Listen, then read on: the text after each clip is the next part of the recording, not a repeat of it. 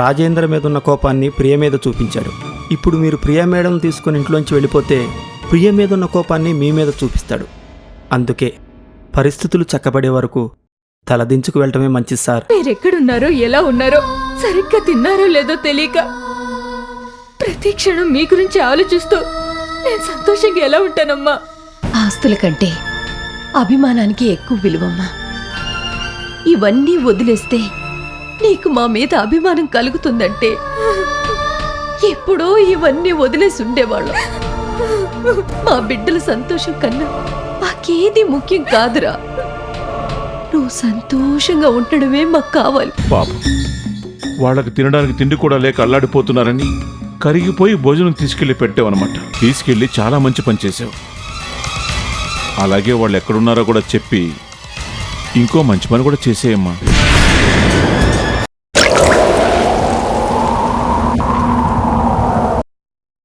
ఎక్కడున్నారో చెప్పు.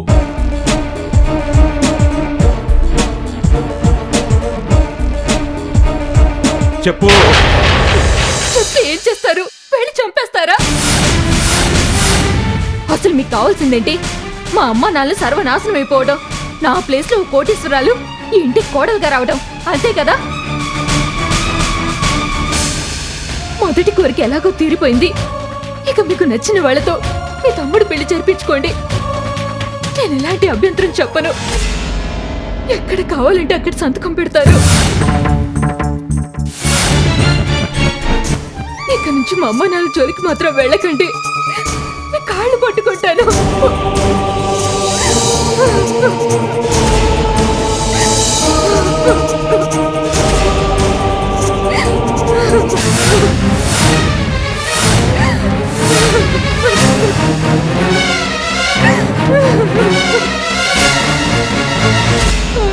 ఏంటమ్మా ఇది? ఈ మాత్రం దానికి కాళ్ళ మీద పడిపోవాలా? లే.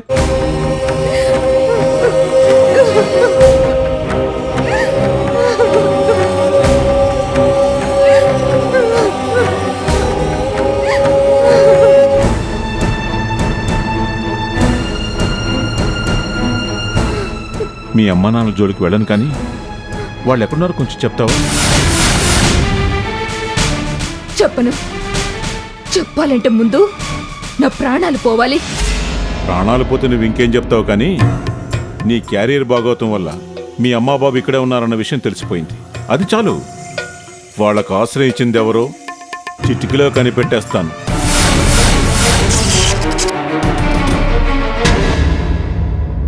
సుందరం సార్,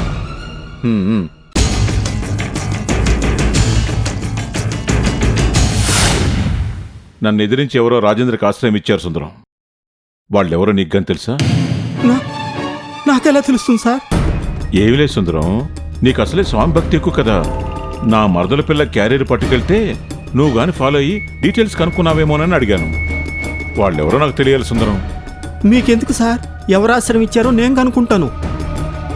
కొండని తవ్వి ఎరికిని పట్టినోడిని మీ అమ్మా బాబు ఎక్కడున్నారో ఆ మాత్రం కనిపెట్టలేనా? వాడు దొరకాలి, అప్పుడు చెప్తాను.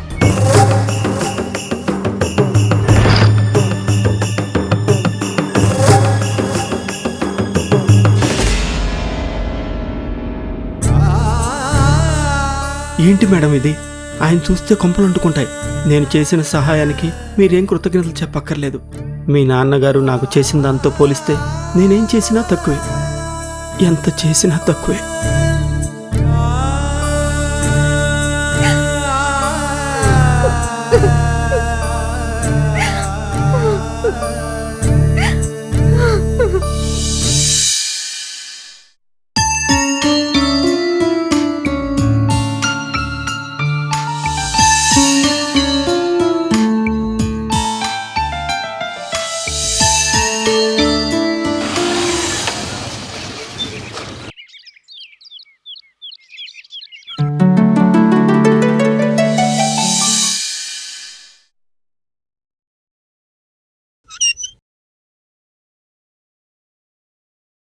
ఏవండి, ఏమైందండి? అత్తయ్య మావయ్య ఆచూకీ తెలిసిందా?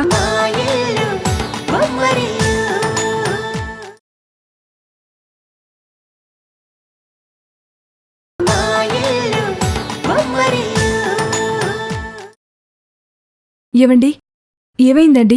అత్తయ్య మావయ్య ఆచూకీ తెలిసిందా? లేదు కావ్య, అంకుల్ ఆఫీస్లో పనిచేసే వాళ్ళని చాలా మందిని కలిశాను. వాళ్ళెవరికి తెలియదట. ఇంకా ఎవరిని కలవాలో నాకు అర్థం కావట్లేదు. ఆ రోజు మనం వెళ్ళడం క్షణం ఆలస్యమైందండి. లేదంటే అప్పుడే అత్తయ్య మావయ్యని మనతో తీసుకొచ్చి ఉండేవాళ్ళం.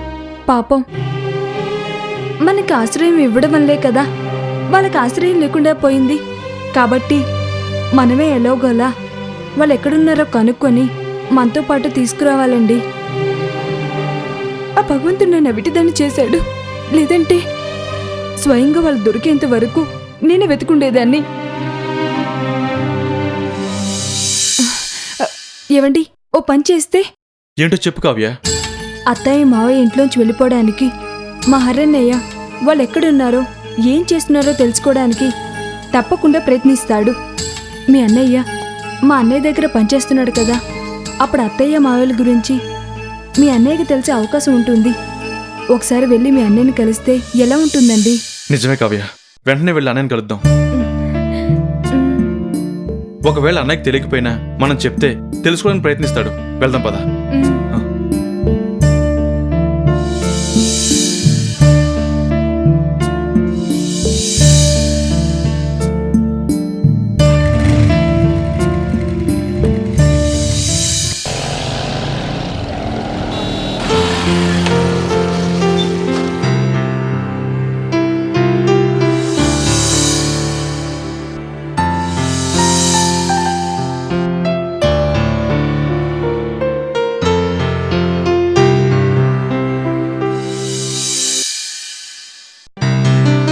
రామ్మా కావ్య. అంతా బాగున్నారా? ఏరా సీను, బాగున్నావా? కొత్త ఇల్లు ఎలా ఉంది? ఇల్లు బాగానే ఉందన్నయ్య, కానీ మా మనసులే బాగాలేదు. రాజేంద్ర అంకుల్ ఆంటీ ఇంట్లోంచి వెళ్ళిపోయినప్పటి నుంచి కావ్య చాలా బాధపడుతుంది. కనీసం భోజనం కూడా సరిగ్గా చేయట్లేదు. నీకు వాళ్ళ ఆచూకీ ఏమన్నా తెలిస్తే చెప్పన్నయ్య. వాళ్ళు ఎక్కడికి వెళ్ళారో నాకు మాత్రం ఎలా తెలుస్తుందిరా? నాకే కాదు, అసలు వాళ్ళు ఎక్కడికి వెళ్ళారో ఎవ్వరికీ తెలిసే అవకాశం లేదు. జరిగిన అవమానం భరించలేక ఊరు విడిచి వెళ్ళిన వాళ్ళు ఎక్కడికి వెళ్తున్నారో చెప్పి వెళ్తారా? అది కాదన్నయ్య, అంకుల్ ఆంటీ ఊరు వదిలి వెళ్ళిపోవడానికి కారణం హరే కదా. వాళ్ళ మీద అంత శత్రుత్వం పెంచుకున్నవాడు ఊరు వదిలి వెళ్ళిపోయారు కదా అని ఊరు కూడా అన్నయ్య. వాళ్ళు ఎక్కడున్నారో తెలుసుకోవడానికి ఖచ్చితంగా హరి ప్రయత్నిస్తాడు. నువ్వు హరి దగ్గరే పనిచేస్తున్నావు కాబట్టి ఆయనకి తెలిసిన విషయం నీకు కూడా తెలిసే అవకాశం ఉంటుంది. ఒకవేళ నీకు తెలిస్తే చెప్పన్నయ్య. అంకుల్ ఆంటీ కనిపిస్తేనే కానీ కావ్య మనసు కుదుటపడలేదు.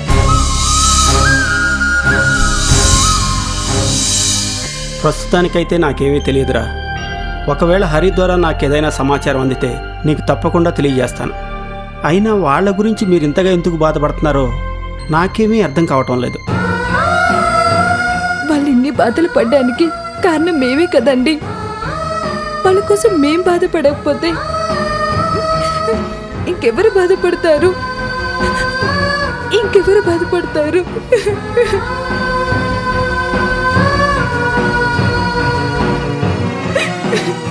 ఊరుకోమ్మా. నీకు వాళ్ళ మీదున్న పిచ్చి అభిమానం కాకపోతే నువ్వు కన్నీళ్లు పెట్టుకొని భోజనం మానేసినంత మాత్రాన వాళ్ళు నీకు కనిపిస్తారా?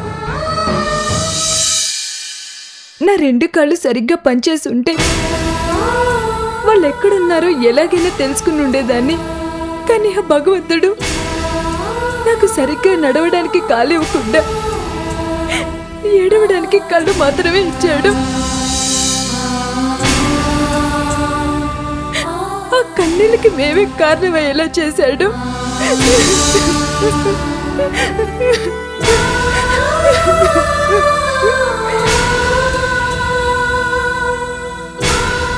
నాకు చిన్నప్పటి నుంచి అమ్మా నాన్న ప్రేమంటే ఏంటో తెలియదు.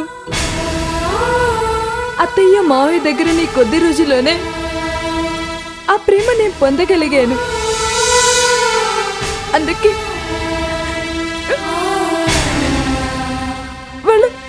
వాళ్ళు దూరంగా వెళ్ళిపోయారంటే నాకెంతో బాధగా ఉందండి. వాళ్ళని తీసుకెళ్లి బాగా చూసుకుందామని వాళ్ళ కోసం ఇల్లు కూడా తీసుకున్నామన్నయ్య. కానీ మేము వెళ్ళడం ఒక్క క్షణం ఆలస్యమైంది. ఆ ఒక్క క్షణంలోనే వాళ్ళకి ఆశ్రయం ఇచ్చే అవకాశం మిస్ అయింది అన్నయ్య.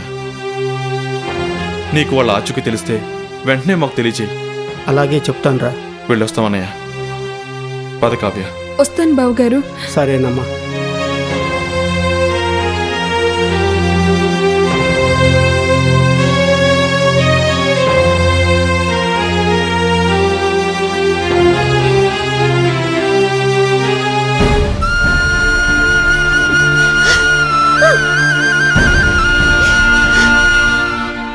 ఏంటమ్మా కన్నీళ్ళు?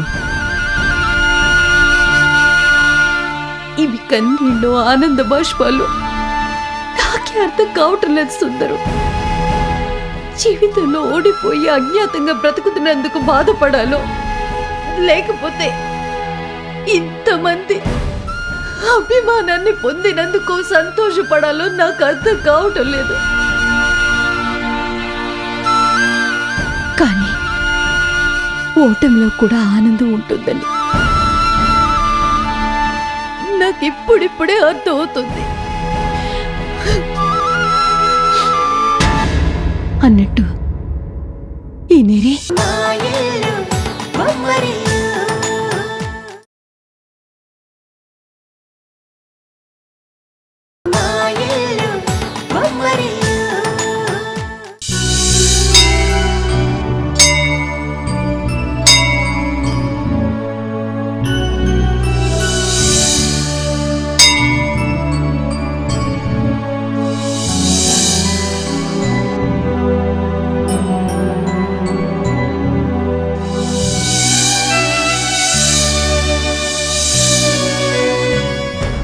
ఏంటలా చూస్తున్నావు? వీణ్ణి ఎన్నో బాధలు పెట్టాను, ఎన్నో కష్టాలు కలిగించాను. అయినా కనీసం ఒక్క మాట కూడా అనకుండా అలా చూస్తూ ఉండిపోయాడేంటా అని ఆలోచిస్తున్నావు కదూ? స్వామి, ఏనాడు నిన్నేదీ కోరలేదు, చేతులు చాచి అర్థించలేదు. నా స్వశక్తితో నా సామ్రాజ్యాన్ని నేనే నిర్మించుకున్నాను. నా ఆశల హర్మియాలను నిజం చేసుకున్నాను. సుఖమైన కష్టమైన ఏనాడు నేను నీకు చెప్పుకోలేదు. కానీ నీ ప్రాంగణంలోకి మొట్టమొదటిసారిగా నా కోసం అడుగుపెట్టాను. నా బాధలు నీకు చెప్పి ఇబ్బంది పెట్టడానికి కాదు, నా ఆస్తి ఐశ్వర్యాలు పేరు ప్రతిష్టలు తిరిగి ఇవ్వమని అడగటానికి కాదు. కాదనకుండానే అన్నీ ఇచ్చాను, నాకు తెలియకుండానే అన్నీ తీసుకున్నాను. నన్ను గమ్యం తెలియని బాటసారిలా నడి రోడ్డులో వదిలేశాను. అయినా ఇప్పుడు నిన్ను నిందించడానికి రాలేదు స్వామి. జరిగిన అనర్థం ఎలాగూ జరిగిపోయింది స్వామి. నువ్వు ఆడే జగన్నాటకంలో నేను పావును మాత్రమే. ఏనాడు ఎవరికీ అన్యాయం చేశారగని. అయినా నన్ను ఈ స్థితికి దిగజార్చావు. ఊపిరి తీసుకోకుండా నన్ను దెబ్బ మీద దెబ్బ కొట్టావు. మళ్ళీ కోలుకోలేని స్థితికి చేర్చావు. నేను ప్రేమించిన వాళ్ళని దిక్కులేని పక్షులను చేశాను. నాతో 7 అడుగులు నడిచి నేనే దైవం అనుకునే నా సగభాగం నా భార్యని బాధల వలయంలోకి నెట్టి కష్టమంటే తెలియని దాన్ని కష్టాల పాలు చేశావు కదయ్యా. కన్న కూతురి కాపురం నవ్వుల పాలు చేశావు. అన్న బిడ్డలిద్దరినీ అనాథల్ని చేశావు. ఇన్ని చేసినా నేను ఏనాడు ప్రశ్నించలేదు. ఎందుకో తెలుసా? అప్పుడు వీటన్నిటినీ సరిదిద్దగలిగే ఆత్మస్థైర్యం నాకుండేది.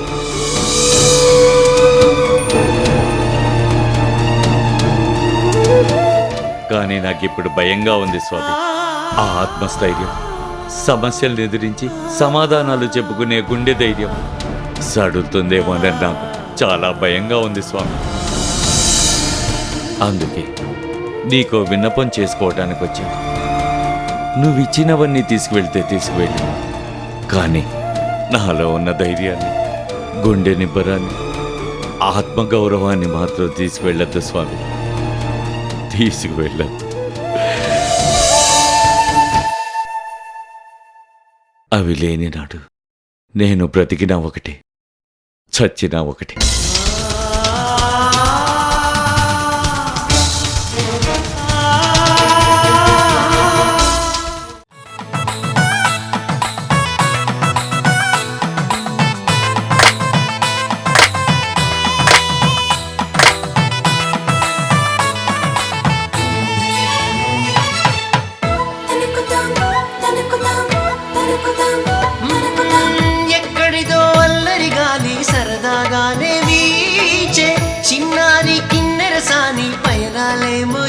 చూసి